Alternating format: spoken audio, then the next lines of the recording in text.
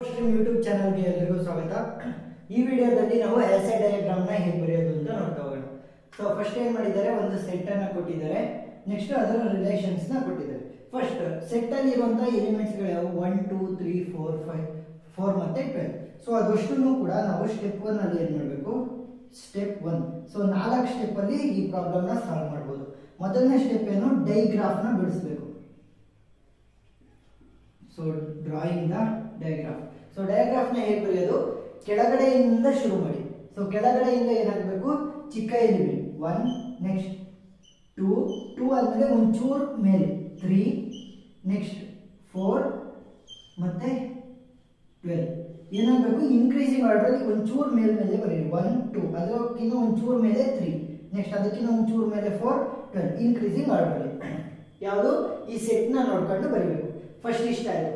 ಈಗ ಡೈಗ್ರಾಫ್ ಅಂದ್ರೆ ಏನು, ಯಾವ ರಿಲೇಷನ್ ಇದೆ ಆ ರಿಲೇಷನ್ ಗೆ ನಾವು ಎಡ್ಜಸ್ ಅನ್ನ ಬರೀಬೇಕು. ಈ ವರ್ಟಿಸಿಸ್ ಅಲ್ವಾ, ಅದಕ್ಕೆ ಎಡ್ಜಸ್ ಗಳನ್ನ ಡೈರೆಕ್ಟ್ ಆಗಿ ಎಡ್ಜಸ್ ನ ಬರೀಬೇಕು. ನೆಕ್ಸ್ಟ್ ಏನು, 1 1 ಅಂದ್ರೆ ಸೆಲ್ಫ್ ಲೂಪ್ 1 ಇಂದ 1. ನೆಕ್ಸ್ಟ್ 2 2 2 ಇಂದ 2, 3 3 4 4 12 12. ಇಷ್ಟ ಆಯ್ತು. ಇವಾಗ ನೆಕ್ಸ್ಟ್ 1 2. ಸೊ 1 ಇಂದ 2 ಹೋಗ್ತಾ ಇದೆ. ನೆಕ್ಸ್ಟ್ 4 12, 4 ಇಂದ 12. ನೋಡಿ, ಅದಕ್ಕೆ ನಾನು ಹೇಳಿದ್ದು ಮೇಲೆ ಜಾಸ್ತಿ ಇರೋ ಎಲಿಮೆಂಟ್ ಬರೆದ್ರೆ ಮೇಲಕ್ಕೆ ಹೋಗ್ತಾ ಹೋಗ್ಬೋದು ಆರೋ. ನೋಡಿ, ಒಂದು ಆಸೆ ಡಯಾಗ್ರಾಮ್ ಅಲ್ಲಿ ಪ್ರತಿಯೊಂದು ಆರೋಸ್ ಗಳು ಕೂಡ ಮೇಲೆ ಹೋಗ್ತಾ ಹೋಗ್ಬೇಕು. ನೆಕ್ಸ್ಟ್ 1 3. ಸೊ 1 ಇಂದ 3 ಗೆ. ನೆಕ್ಸ್ಟ್ 1 4, 1 ಇಂದ 4 ಗೆ. 1 12, 1 ಇಂದ 12 ಗೆ. 2 4, 2 ಇಂದ 4 ಗೆ. ನೆಕ್ಸ್ಟ್ 2 ಇಂದ 12 ಗೆ. 2 ಇಂದ 12. ನೆಕ್ಸ್ಟ್ 3 ಇಂದ 12, 3 ಇಂದ 12. ಇವಾಗ ಏನಾಯ್ತು, ಮೊದಲನೇ ಸ್ಟೆಪ್ ಕಂಪ್ಲೀಟ್ ಆಯ್ತು. ಈಗ ಎರಡನೇ ಸ್ಟೆಪ್ 2. ಸ್ಟೆಪ್ 2 ಅಲ್ಲಿ ಏನ್ ಮಾಡ್ತೀರಾ, remove self loops. Remove self loops. Self loop ಅಂದ್ರೆ ಏನು, 1 ಇಂದ 1 ಗೆ, 2 ಇಂದ 2 ಗೆ, 4 ಇಂದ 4 ಗೆ, ಆ ರೀತಿ ಇದೆಯಲ್ಲ ಅದನ್ನೆಲ್ಲ ತೆಗೆದುಬಿಟ್ಟು ಮತ್ತೆ ಉಳಿದಿರುವಂತ ಡಯಾಗ್ರಾಮ್ ನ ಬರೀಬೇಕು. ಹೇಗೆ, 12.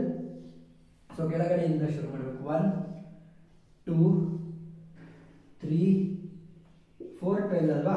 ಈ ಏನ್ ಸೆಲ್ಫ್ ಲೂಪ್ಸ್ ಇದೆ ಅದನ್ನ ಬಿಟ್ಟು ಇನ್ನು ಉಳಿದಿರೋದೆಲ್ಲದನ್ನು ಕೂಡ ಹಾಗೆ ಬರೀತಾ ಹೋಗಿ. ನೆಕ್ಸ್ಟ್ 2 ಇಂದ 12 ಇದೆ. ನೆಕ್ಸ್ಟ್ 1 ಇಂದ ಕೂಡ 12 ಗೆ ಕನೆಕ್ಷನ್ ಇದೆ. ನೆಕ್ಸ್ಟ್ 1 ಇಂದ 4 ಇದೆ. 1 ಇಂದ 2, 1 ಇಂದ 3. ಯಾವ್ದಾದ್ರು ಮಿಸ್ ಆಗಿದೆಯಾ ನೋಡಿ, ಇಲ್ಲ.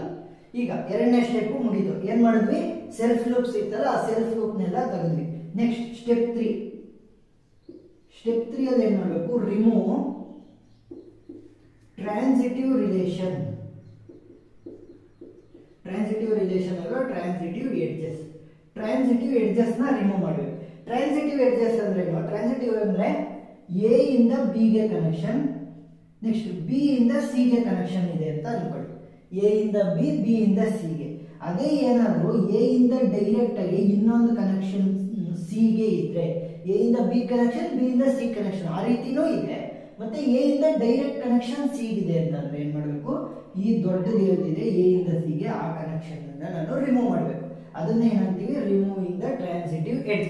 ಟ್ರಾನ್ಸಿಟಿವ್ ರಿಲೇಷನ್ ಆಗೋದಕ್ಕೆ ಯಾವ ಎಡ್ಜ್ ಕಾರಣ ಆಗ್ತಾ ಇದೆ, ಯಾವ ಎಡ್ಜ್, ಎ ಇಂದ ಸಿ ಹೋಗುವಂತ ಎಡ್ಜ್, ಆ ಎಡ್ಜ್ ನ ರಿಮೂವ್ ಮಾಡ್ಬೇಕು. ಈಗ ನೋಡಿ, ಯಾವ್ದು ಎಡ್ಜ್ ಇದೆ, 1 ಇಂದ 2 ಗೆ ಹೋಗ್ತಾ ಇದೆ. ನೆಕ್ಸ್ಟ್ 2 ಇಂದ 4 ಗೆ ಹೋಗ್ತಾ ಇದೆ.